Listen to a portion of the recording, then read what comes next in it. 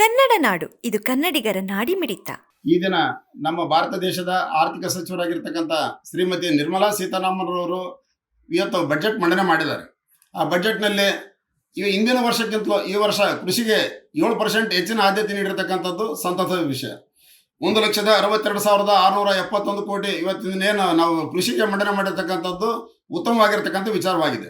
ಇವತ್ತು ಮೊದಲನೇ ಆದ್ಯತೆಯಾಗಿ ಸಾರಿಗೆ, ಎರಡನೇ ಆದ್ಯತೆಯಾಗಿ ರಕ್ಷಣೆ, ಮೂರನೇ ಆದ್ಯತೆಯಾಗಿ ಇವತ್ತಿನ ಗ್ರಾಮೀಣಾಭಿವೃದ್ಧಿ, ನಾಲ್ಕನೇ ಆದ್ಯತೆಯಾಗಿ ಇವತ್ತು ಕೃಷಿ ಕೊಟ್ಟಿರ್ತಕ್ಕಂಥದ್ದು ಸಂತಸದ ವಿಷಯವಾಗಿದೆ.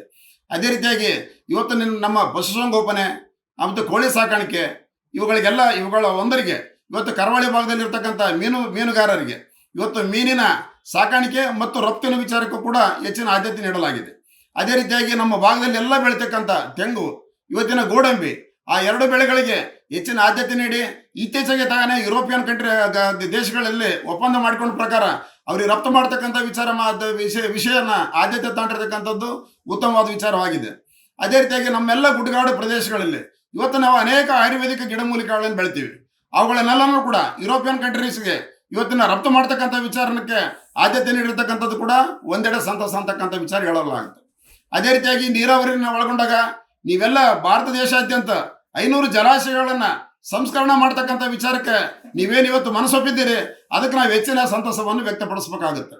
ಇವತ್ತಿನ ನದಿ ಜೋಡಣೆಯಲ್ಲಿ ಭಾರತ ದೇಶದಲ್ಲೇ ಮೊಟ್ಟ ಮೊದಲನೇದಾಗಿ ಪೋಲವರಂ ಪ್ರಾಜೆಕ್ಟ್ ಆಂಧ್ರ ಪ್ರದೇಶದಲ್ಲಿ ನಡೀತಾ ಇದೆ.